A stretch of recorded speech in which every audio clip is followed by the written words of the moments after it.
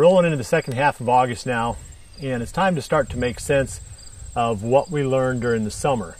And if you spend any time at all out glassing fields, you've probably seen some pretty nice bucks coming into bean fields and alfalfa fields and clover fields, if you've got anything left that didn't burn up with the drought. Typically it's hard to find them in the corn, but I know the deer have been eating the corn pretty heavily this summer, more than most summers. So let's say that either you've got some trail camera pictures or you've got some sightings from the scouting that you've done during the summer. Now we need to make sense of it.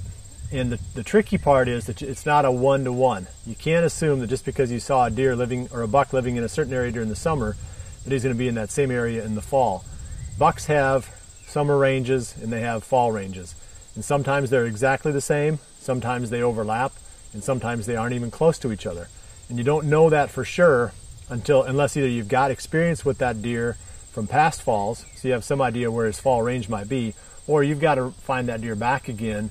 That's kind of the mode that we're in now. I'd say we're rolling up on the time where the bucks are going to be shedding their velvet within the next week or two.